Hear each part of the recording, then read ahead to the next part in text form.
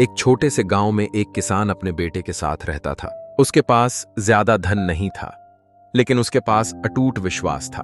वह हमेशा कहता, भगवान जो करता है किसी कारण से करता है। एक दिन खेत से लौटते समय किसान ने सड़क किनारे एक घायल बछिया को तड़पते देखा। उसकी टांग में गहरी चोट थी और वह खड़ी भी नहीं हो पा रही थी। आसपास कोई मालिक नहीं था।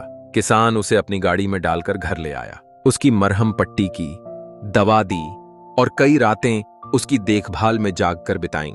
गांव वालों ने कहा, तुम्हारे पास अपने घर के काम के लिए समय नहीं? इस अपाहिज बछिया को क्यों पाल रहे हो? किसान ने शांत स्वर में कहा, जिसने इसे मेरे सामने लाया है वही इसका रास्ता भी बनाएगा। दिन बीतते गए, बछिया ठीक हुई, बड़ी हुई और कुछ वर्षों में वह एक स्वस्थ गाय बन गई। अब वह दूध देने लगी, किसान की आमदनी बढ़ने लगी। गांव वाले फिर आए, देखा तुम्हारा फैसला कितना सही था, अब यही गाय तुम्हारी किस्मत बना रही है। किसान मुस्कुराया, अभी कुछ कहना जल्दी है। एक दिन गाय जंगल में चरने गई और देर शाम तक वापस नहीं लौटी। किसान और उसका बेटा उसे ढूंढते रहे, लेकिन गाय का कोई पता नहीं चला। गांव वालों ने कहा, सालों की मेहनत चली गई, कितना दुर्भाग्य है। किसान बोला, शायद हमारा साथ इतना ही लिखा था। कुछ दिनों बाद गाय वापस लौटी, लेकिन इस बार वह अकेली नहीं थी, उसके साथ कुछ और आवारा गायें भी थीं। अब किसान के पास कई गायें हो गईं, दूध की मात्रा बढ़ी, आमदनी बढ़ी। गांव वाले बोले, अब तो तुम्हारी किस्मत चमक गई। किसान ने फिर वही कहा, समय बताएगा। अब गायों की देखभाल की जिम्मेदारी बेटे ने संभाल ली। एक दिन वह एक गाय को रस्सी से पकड़कर बांधने की कोशिश कर रहा था। गाय अचानक घबरा गई और तेजी से भागी। रस्सी बेटे के हाथ में लिपटी हुई थी।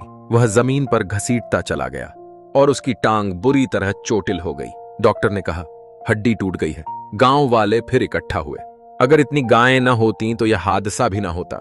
देखो, यही तुम्हारी बदकिस्मती है। किसान ने बेटे के सिर पर हाथ रखते हुए कहा, आज यह हमें बुरा लग रहा है, पर कौन जानता है इसके पीछे क्या भलाई छिपी है। कुछ महीनों बाद राज्य में युद्ध छिड़ गया। सिपाही हर गांव से जवान लड़कों को सेना में ले जाने लगे, लेकिन किसान का बेटा घायल था। वह चल भी ठीक से नहीं पा रहा था, इसलिए उसे नहीं ले जाया गया।